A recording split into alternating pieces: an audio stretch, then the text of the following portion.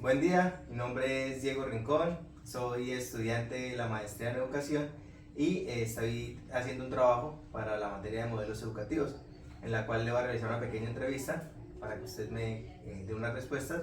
E igualmente pues también quisiera saber quién es usted, cuántos años de experiencia tiene. Gracias, Diego, por hacerme esta entrevista. Mi nombre es Florinda Ávila Castro. Tengo de experiencia más o menos unos 35 años.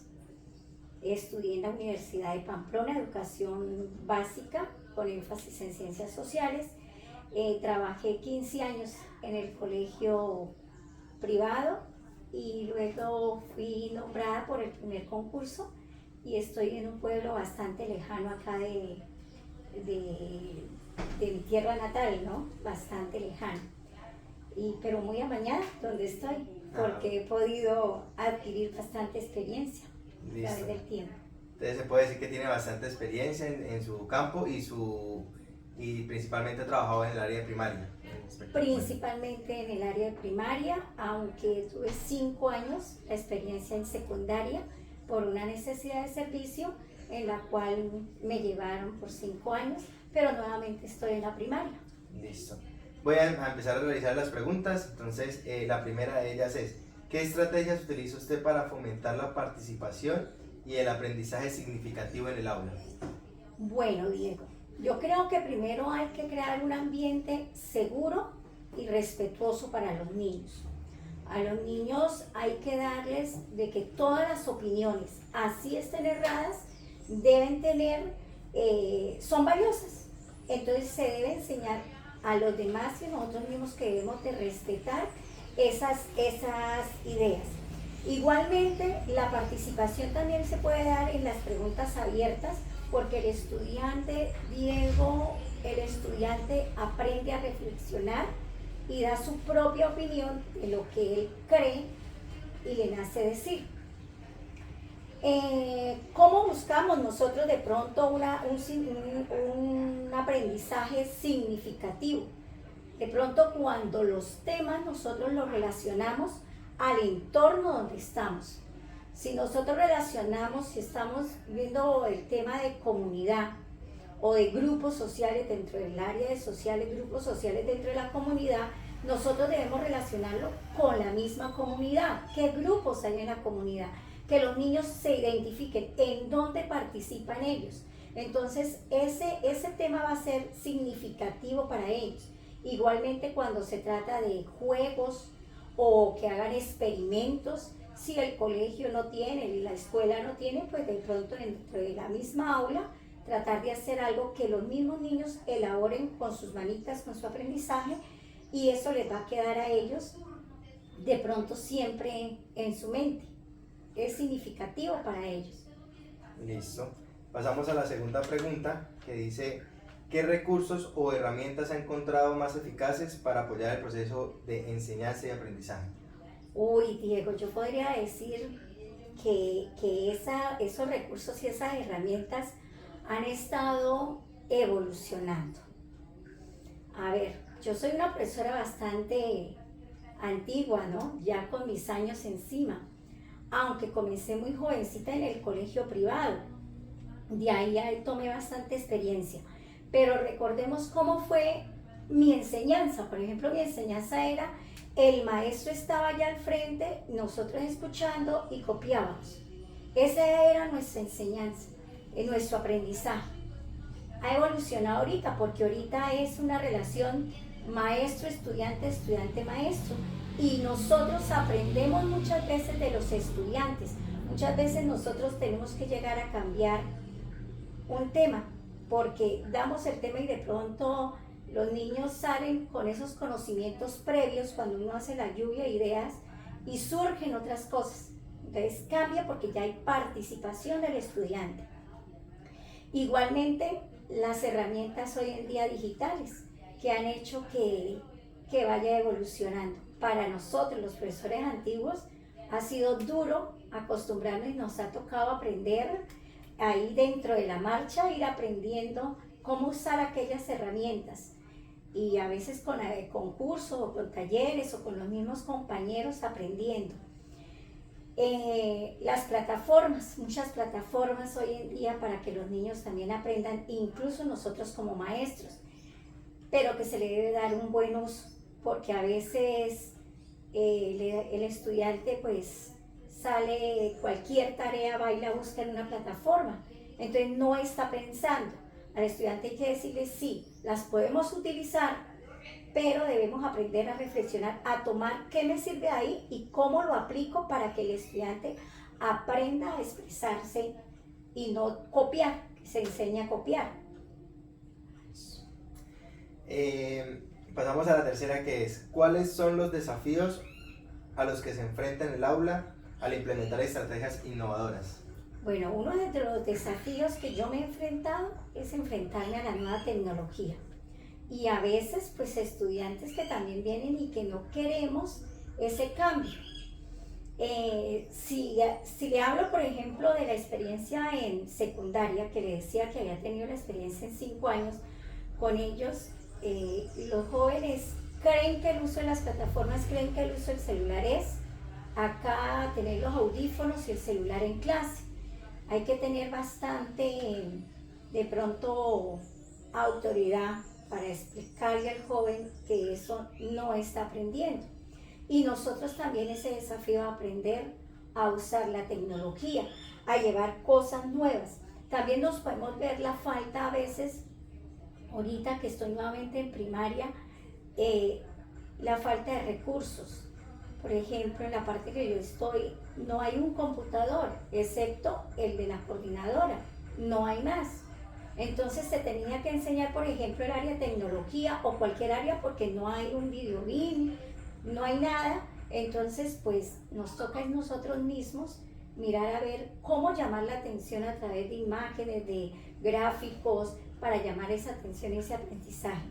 Ha sido un desafío porque no hay nosotros mismos tenemos que elaborar las carteleras porque no hay de pronto un material didáctico para los niños. Si se va a enseñar algo de matemáticas a través del juego, debemos como maestros diseñar nuestro juego para llevárselo a los niños. Entonces ha sido duro a veces adaptarnos tanto los unos como nosotros, porque el estudiante debe también aprenderse a adaptar a lo que nosotros le llevamos y a los recursos que nosotros de pronto tenemos, porque a veces no lo da, el gobierno no lo da o la misma institución no lo da y nos toca, como decimos, trabajar con las uñas, Diego. También esos desafíos ha hecho cambiar la metodología en las evaluaciones. Hoy la evaluación no es solamente como antiguamente era, únicamente escrita.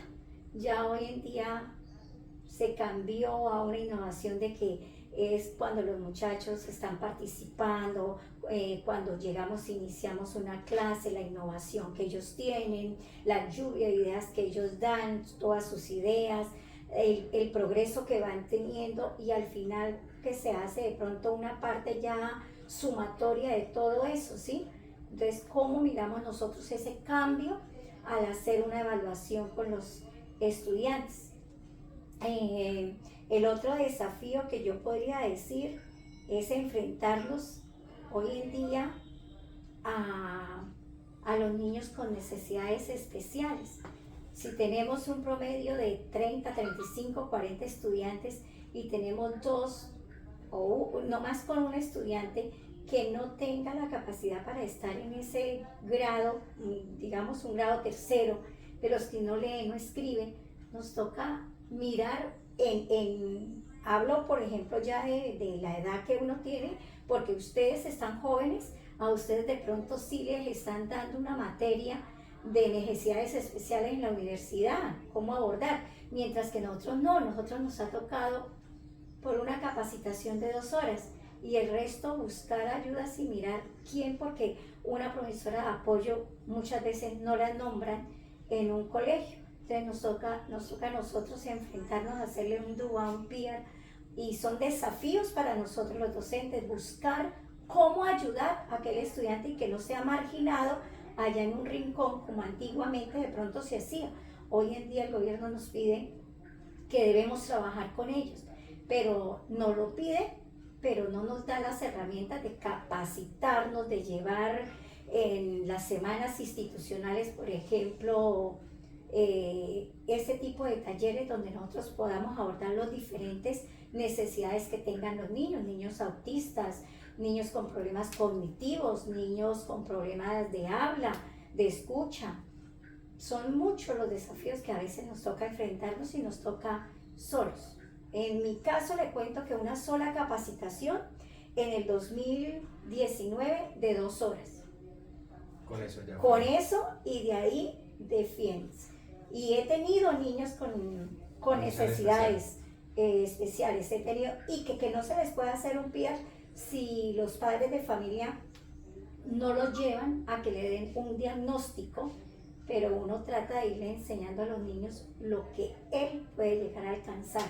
Así no esté del lado tercero, pero yo que le voy a enseñar a un niño de tercero, de cuarto, de quinto división, donde no conoce los números.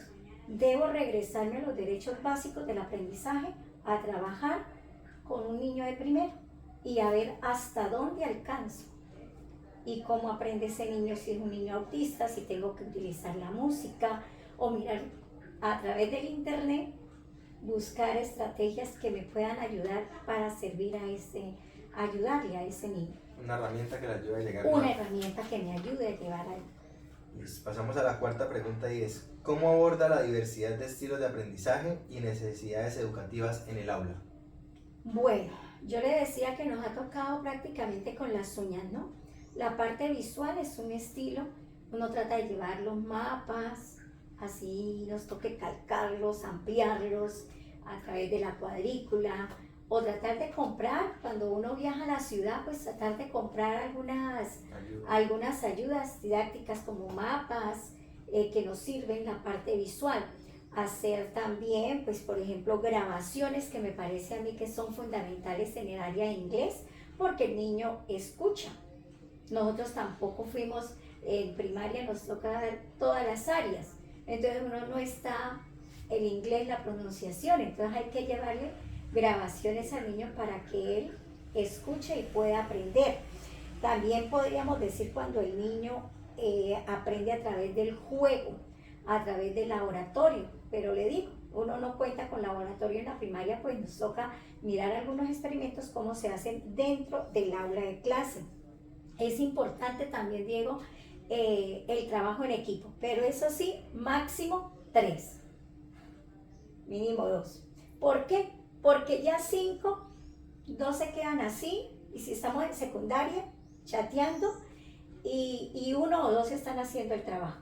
Entonces, máximo 3. ¿Por qué es importante el trabajo en equipo? Porque nosotros en la vida vamos a trabajar en equipo. Vamos a trabajar, uno no trabaja solo, uno no es un ermitaño. Necesitamos de la otra persona y aprendemos de la otra persona.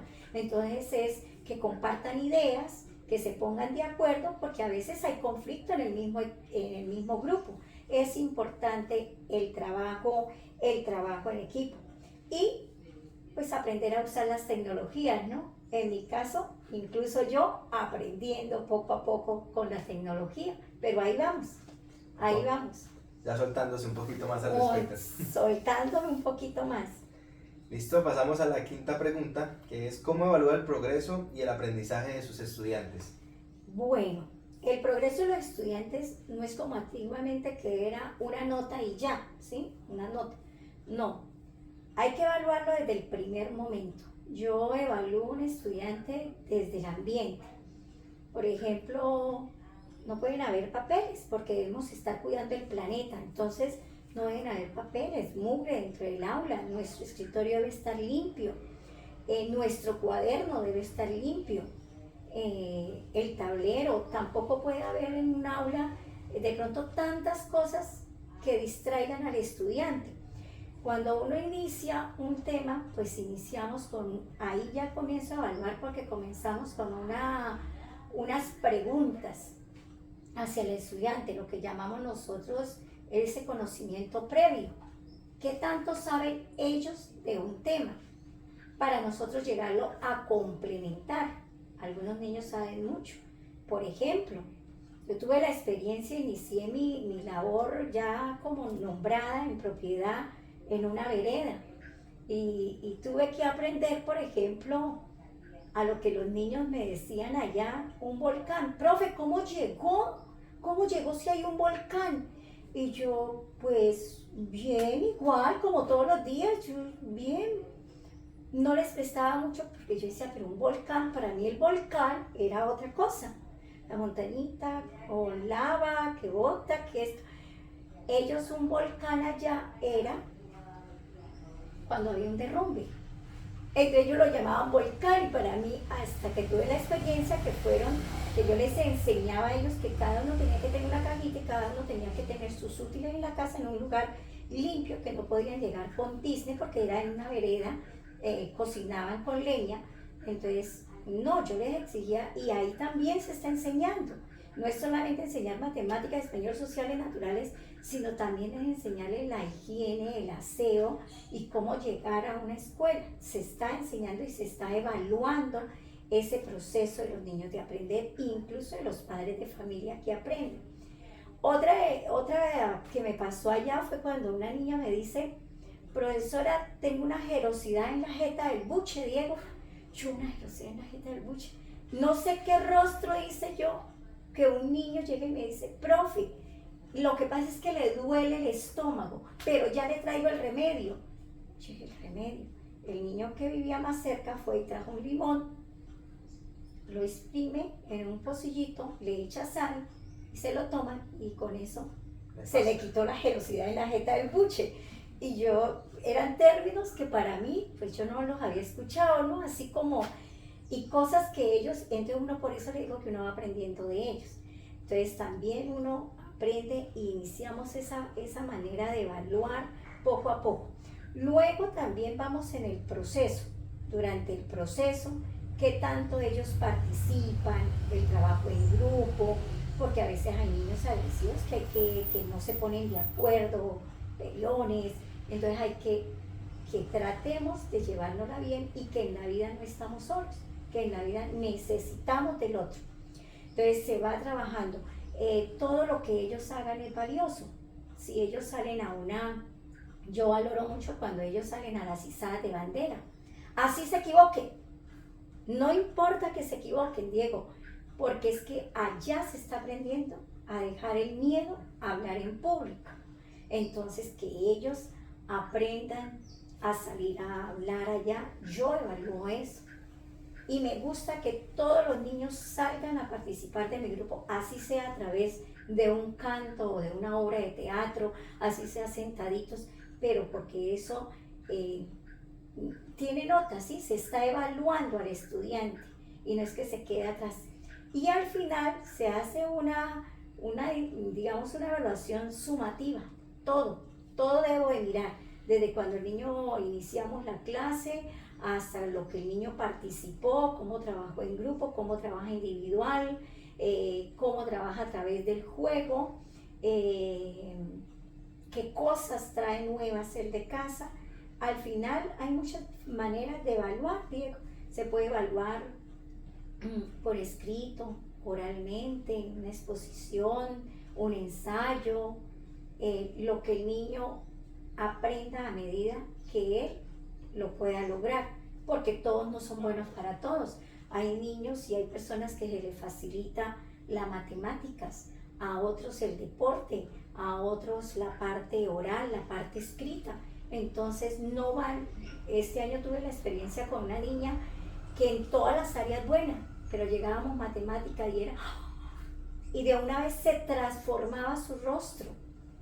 Y tuve que dejar la nivelación y trabajar con ella y que le tome gusto a la matemática. Si yo le decía, mami, su merced a veces yo la veo vendiendo empanadas y para eso necesita las matemáticas, porque le decía en la primera pregunta que su merced me decía, para que sea significativo, pues mamita, si usted las está vendiendo a 2.000 porque yo le he comprado, pero si voy a comprar 5, usted inmediatamente comienza 5 por 2, son 10.000 pesos, profesora. Y si yo le doy un billete de 20, usted debe saber que me debe dar 10.000 pesos de vuelta, ¿sí? Entonces yo a ella le decía que debía. Todos no somos buenos para todas las áreas. Hay una que se nos facilita más que otra, pero que debemos de que un niño de pronto no se nos vaya a quedar por aquello, sino lograr lo mínimo que podamos alcanzar con ese estudiante. Listo, Florinda. Pues esas eran las preguntas que teníamos para usted. De pronto, no sé si quiere dejarnos un pequeño consejo a esa gente más, de pronto más joven, que está empezando en su campo, usted con su experiencia, un pequeño consejo que quiera dar como profesora, como profesional ya. Que tengan mucha vocación. Desafortunadamente, a los colegios, las escuelas están llegando de todas las profesiones. No es malo, sí, todos tenemos el derecho al trabajo, pero el que estudia una licenciatura es porque tiene vocación, porque tiene amor y porque ama al estudiante, porque el estudiante, no es que yo sea tan humanista, pero el estudiante se convierte en un hijo y que uno lo debe hacer siempre con mucho amor. Entonces, el que esté metido en la educación debe tener vocación, entrega, y uno nunca deja de aprender, ¿no? Todos los días aprendemos. Mire, yo ahorita haciéndole de años atrás, ahí con la tecnología, con las herramientas y enfrentándome y molestando a mis sobrinos y cómo hago aquello, o a mis compañeros ayudándome también. Y a veces pues hay compañeros jóvenes que le enseñan a uno y lo ayudan, como ellos también aprenden de nosotros ciertas cosas que a ellos les puede ayudar. Por ejemplo, el dominio de grupo, que es tan difícil tener dominio de grupo, y no se tiene dominio de grupo con un grito, no es con un grito, es saberle hablar al chico, es ganarse la confianza, lo que decíamos en la primera, es la seguridad, el ambiente que nosotros podamos llegar a tener. Yo sí les digo vocación, porque la enseñanza es hermoso, enseñar a los niños, enseñar a una persona que no sabe y que no se queden únicamente en la ciudad, que se vayan a lugares donde verdaderamente puedan dejar huella, por allá en partes lejanas que nadie quiere. Yo considero mi profesión como la medicina. Todos los médicos de pronto a veces quieren quedarse en la ciudad, en la mejor clínica. ¿Y quién se acuerda de aquel campesino? De aquella gente que está tan lejana, que no va, ni siquiera hay carreteras. Hablamos de Vaupés, del Amazonas. Entonces necesitamos gente con vocación. No es tanto el dinero, sino la satisfacción de servirle a otro, Diego. Listo. Bueno, Florinda, muchísimas gracias por su tiempo, gracias por cada una de sus respuestas. Deja mucho para pensar, pues de pronto que uno no tiene esa experiencia en ese campo, sino de pronto en otros, de qué retos se vienen para la vida de uno. Entonces, nada, agradecerle por su tiempo y muchas gracias. Gracias a usted, Diego, por